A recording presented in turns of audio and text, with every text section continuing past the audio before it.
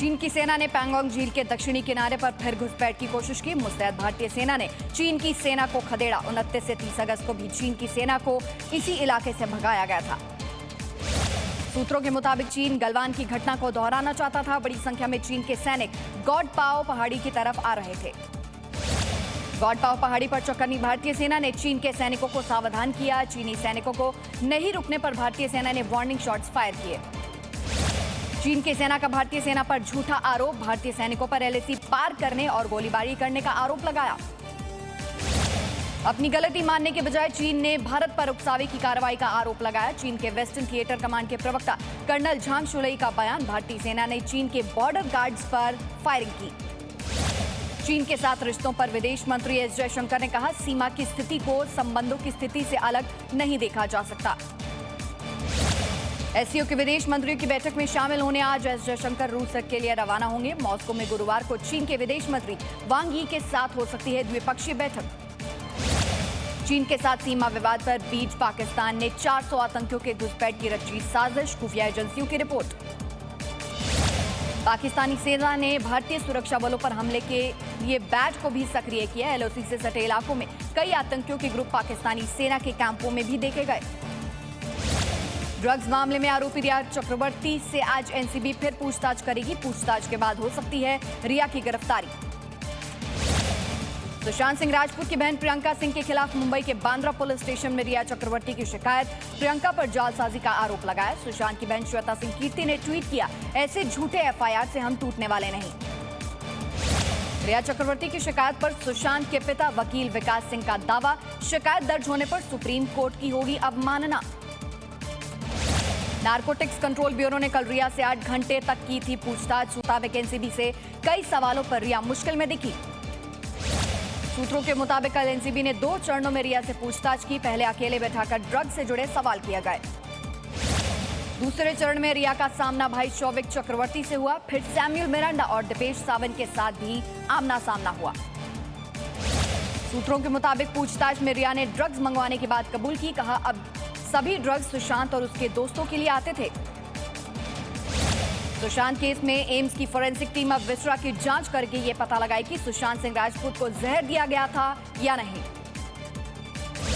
केंद्र से सुरक्षा मिलने के बाद अभिनेत्री कंगना रनौत ने ट्वीट कर गृह मंत्री अमित शाह को दिया धन्यवाद। कहा, भारत की एक बेटी के वचनों का मान रखा।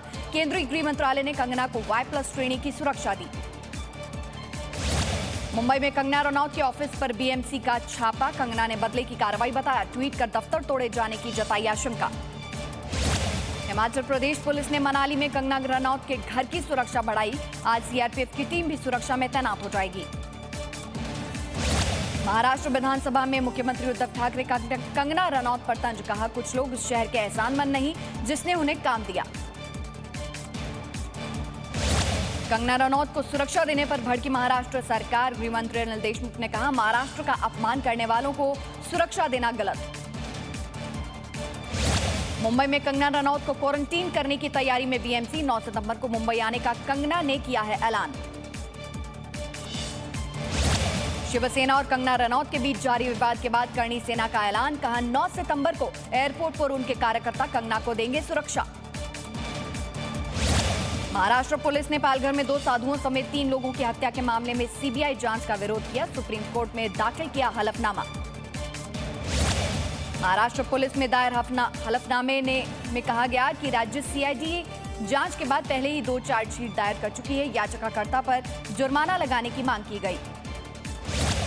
जम्मू कश्मीर के बडगाम में आतंकवादियों और सुरक्षा बलों के बीच एनकाउंटर। कवूसा खलीसा के इलाके में 2 से 3 आतंकवादियों के छिपे होने की खबर। हाइपरसोनिक टेक्नोलॉजी डेमोन्स्ट्रेटर व्हीकल के सफल परीक्षण के पीएम नरेंद्र मोदी ने डीआरडीओ को बधाई दी। कहा, हवा में आवाज की गति से 6 गुना ज्यादा स्पीड में दूरी तय करने में मदद मिलेगी। राम मंदिर निर्माण समिति के अध्यक्ष नृपेंद्र मिश्र आज अयोध्या में राम जन्मभूमि परिसर का करेंगे निरीक्षण। मंदिर का नक्शा पास होने के बाद नींव की खुदाई हेतु बड़ी मशीनें परिसर में पहुंची।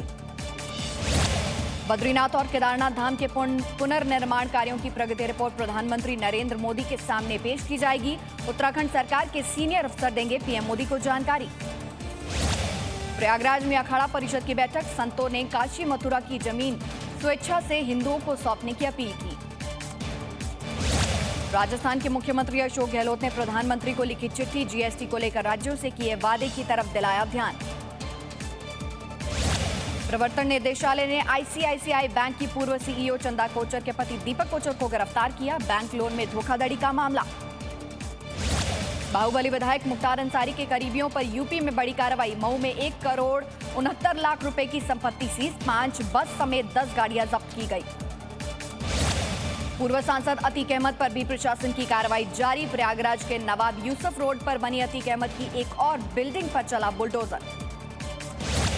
कोरोना किट की खरीद में गड़बड़ी पर यूपी की योगी सरकार की बड़ी कार्रवाई, गाजीपुर और सुल्तानपुर के जिला पंचायती राज अधिकारी सस्पेंड, अफसरों पर कोरोना की किट तय से रेट से ज्यादा खरीदने पर आरोप लगा। लखनऊ के केजीएमयू में सीएम योगी ने किया कोविड अस्पतालों का लोकार्पण, L3 स्तर का उत्तर प्रदेश का सबसे बड़ा अस्पताल, 320 बेड की सुविधा। यूपी के उन्नाव से बीजेपी सांसद साक्षी महाराज की योगी सरकार से मांगी खुद की सुरक्षा, कहा दुबई और पाकिस्तान से आते हैं धमकी भरे फोन।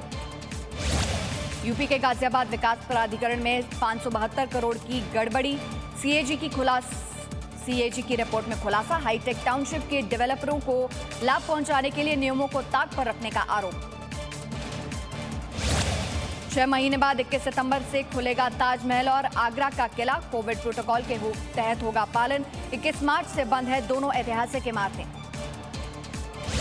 यूपी के सोनभद्र में पिकनिक मनाने गए 9 लोगों पर मधुमक्खियों का हमला, 2 की मौत, घायल 7 लोगों को अस्पताल में भर्ती करवाया गया। यूपी के नोएडा में सेक्टर 67 में चलती कार में लगी आग, ड्राइवर ने किसी तरह बचाई अपनी जान, फायर ब्रिगेड ने आग पर काबू पाया।